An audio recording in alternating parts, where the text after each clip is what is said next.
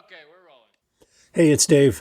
Just jumping in at the beginning of the episode to let you know, I think I'm going to stop podcasting. Yep, I think I've made the decision. This is probably going to be my last episode. And, I big plans to do 365 episodes this year. Big plans to create content, but I've discovered a deep passion for something new in my life. And I'm going to have to let podcasting go so I can pursue my deep passion for basket weaving. It draws me in. It's creative. It's just, yeah. So I'm going to be a basket weaver, and I decided to stop podcasting. But before I go, I wanted to leave you with this episode of the How to Podcast series, focused on some foolish things that podcasters do that really don't help their podcast. Oh yeah, and it's April Fool's. So let's try this new music instead. Here we go. Bad advice from podcast gurus. Bad advice from podcast gurus. So yes, all right. So no, it's April Fool's. Of course, I'm not stopping my podcast. Relax.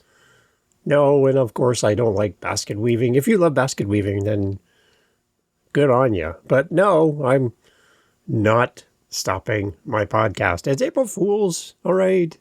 So there's that. So there you go. If that fooled you, then wow, that was really more effective than I thought it was. Yeah, we want to talk about some foolish things, like the song talks about bad advice from podcast gurus, some foolish things that podcast gurus say that really don't potentially help your show here on the podcast. So let's do this. Are you ready? Okay, here we go. So I listen to a lot of podcasts about podcasting, so you don't have to. There you go. My public service for you as a podcaster. You got other things to do than follow all of the other podcasts about podcasting.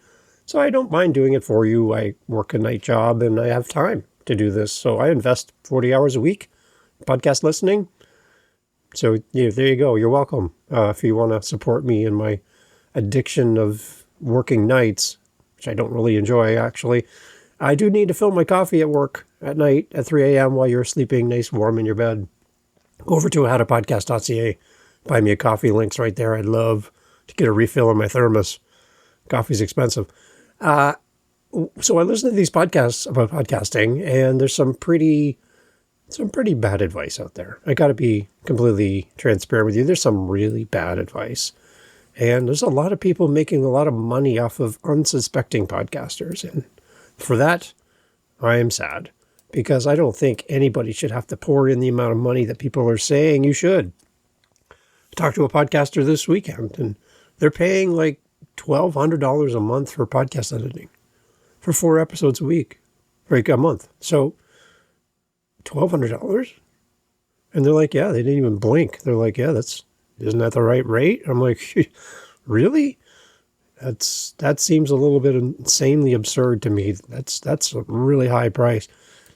Again, they're not getting anything special with this. They're just getting basic audio editing. They're not doing anything extra, but wow. So anyways, there's some really bad stuff going around there. And I wanted this to kind of poke fun on April Fool's Day about some of the foolish things I've heard in podcasts from these gurus. So here's a few, and we'll see what you think. So here's one.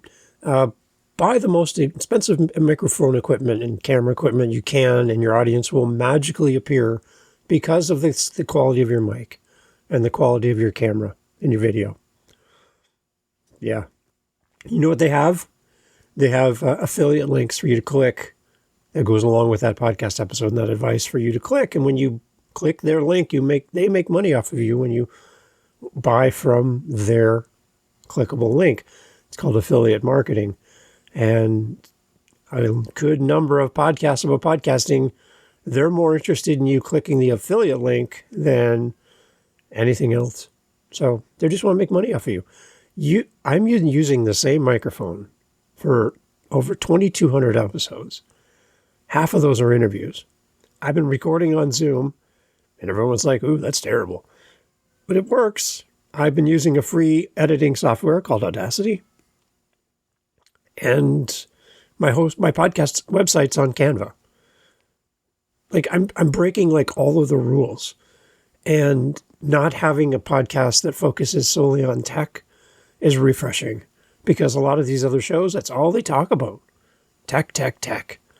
And I think we need to talk about podcasting, not just technology. So don't need to buy the most expensive microphone out there. You don't have to click the links given to you by your gurus.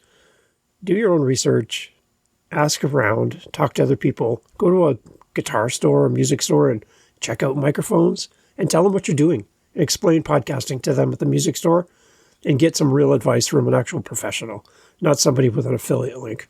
Okay? Buying expensive microphones and your audience is going to find you because of it? No. That's foolish. So I heard this one, and it's quite interesting because it almost feels like they were talking to me. Publishing an episode every day is guaranteed success for your podcast. Doing a daily podcast. Now, what am I doing? I'm doing a daily podcast. But for not the reason of being a successfully guaranteed podcast. That's not the goal. I'm doing this to challenge myself to be in a creative space for 365 days in a row. It's my own personal challenge. And whether people listen to the episode when it comes out or not, that's not the point. The point of this is I want to create content and push myself beyond the boundaries of what I think is possible for my calendar and continue to show up. And so far, so good.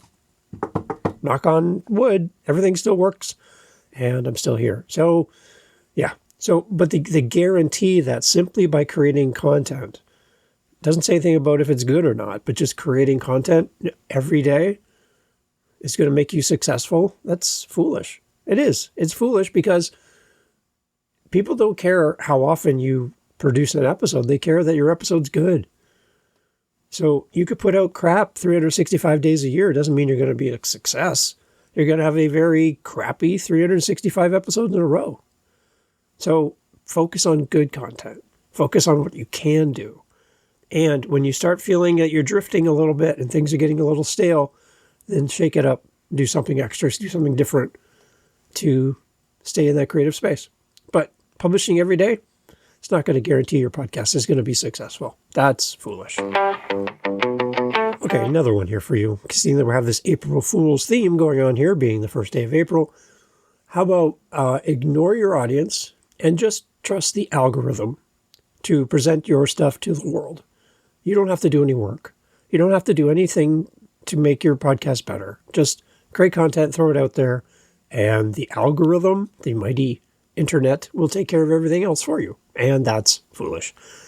We need to have good titles. We need to have a good show name. We need to have good show art. We need to have the elements of what makes a podcast attractive to somebody who does not know who you are.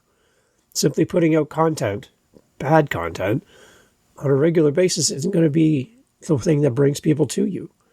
You need to focus on your audience and focus on the audience you have. Don't focus on the audience that hasn't found you yet.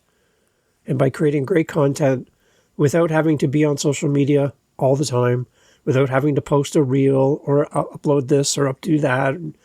No, those are marketing people who have come from the world of social media into podcasting, telling you that you have to do it their way. They're not podcast first content creators. They are Instagram influencers who now talk to podcasters. So ignore them, because what works for Instagram doesn't work for podcasting, and vice versa. So keep that in mind. Ignore your audience and the computers will just do all the work for you. That's foolish. You need to put some effort into your show. And when you don't put your effort into your show, it shows. It does. It shows that you don't really care about your show. So don't be foolish and don't ignore your audience.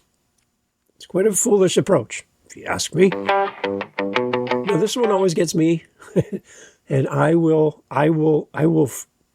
come at you like a little monkey when you say this, that you don't need to edit your show. I think that is foolish. Why do I think it's foolish? I think it's foolish because You don't create perfect anything. There's nothing that you do that you're perfect at. Everybody has a review process. Everyone has some things that they do to make things better. Nobody is perfect. And I'm sorry, you're not perfect either. So the things that come out of your mouth, although you think they're gold, your audience might disagree with you. So if your podcast means anything to anybody, you'll edit your show. You will clean it up. You will fix the mistakes. You will do things that will people will be driven away from your show. You'll remove them from your podcast. You'll remove bad questions from your guest interviews. You'll remove terrible interruptions and things that just make people go, oh my gosh, you're not perfect. And your podcast isn't either. Edit your show. It's foolish to do anything otherwise. You need to edit your podcast. Now, this whole idea that never editing anything is a good idea because it's authentic, man. This means leaving every mistake in. The only thing authentic about what you're doing is you're authentically showing to your audience that you don't care about them. There you go. So edit your show. I'm not talking about removing every single and ah, because that makes you sound like an AI bot. I'm saying take out all the boring parts and all the crap, remove all that so that your podcast listeners, A, don't invest time in stuff that doesn't matter, and B, you have people who say this is a good show because your show is right next to every other show on your app, and you better be in the same ballpark because if you're not, nobody's coming for you, and your show's not going to grow. And I can't help you. If you don't want to make your show better, I can't help you. It all comes down to you. So, foolish advice that you never need to edit anything. That's foolish. Okay, now, setting up your recording space. I've seen and heard a lot of different ways of doing this. I've listened to a lot of gurus who, again, have affiliate links for you to click. But setting up your podcast in a soundproof studio, like you'd see for like musicians playing in or movies being recorded in, that kind of thing. When your studio costs more than your car, you're doing something wrong. Create a place where you can record that's as quiet as possible. Have a microphone if you can afford a microphone. And create a space that's soft where sound doesn't bounce around the room. Again, walk into your bathroom, clap your hands. That's why you sound great in the shower. You don't sound that great out of the shower, just so you know. You sound great in the shower because of all the reverb in the room, and the sound bounces around all the hard surfaces, and you sound like you are an Ariana Grande. So, well, I don't. But you sound like her when you sing in the shower because it's called acoustics. But it's terrible for recording content.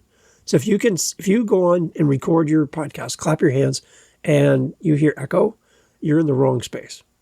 That's it. Some people have just moved out to their car and recorded in their car. Great. Find a space that works for you, be consistent, and create a space that works. That's it. That's all you have to do. But this whole idea of that you have to spend tons and tons and tons of money on equipment and soundproofing, it's ridiculous. It's foolish. It really is. There's so many great tools out there now that can help you to sound better. All we want is great content. That's your focus.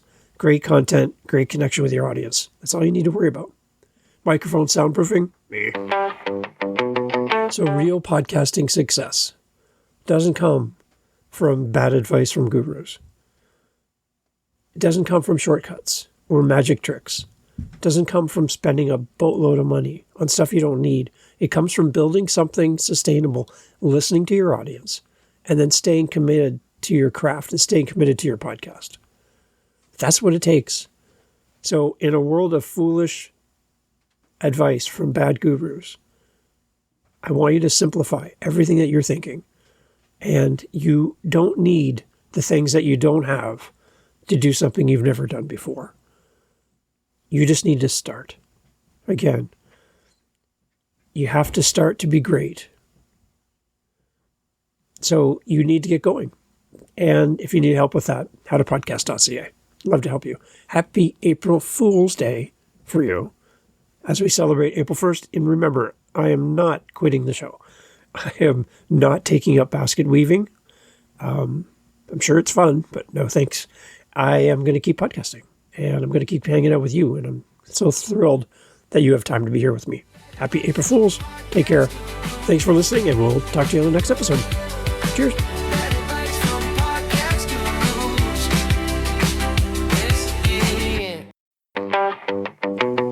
You're still here. Great. Okay, this is a bonus stuff that we do at the end of the episode. And the question came to me from one of my coaching clients that I'm working with. They said, Dave, how do I improve my storytelling skills? I want to tell better stories in my podcast. And I just kind of feel like I'm all over the place in a story. It doesn't seem to be concise. So they're actually onto something with that. I think what we need to do when we tell stories is focus on only the peak moments in the story and not the finite details, the really small little things that don't add value to the story. Cut out all the unnecessary tangents and information that doesn't feed the story, and just get to the key peak moment of the story. That's your focus. Nobody's going to complain about a short story. People complain about a long-winded story, but short ones that are to the point and bring people in, it helps people to connect with the story better.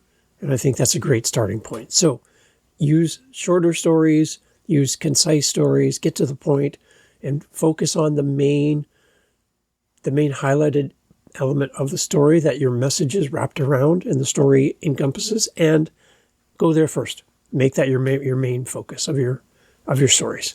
I think it's really going to help you. And if you need more storytelling help, reach out, howtopodcast.ca. Take care.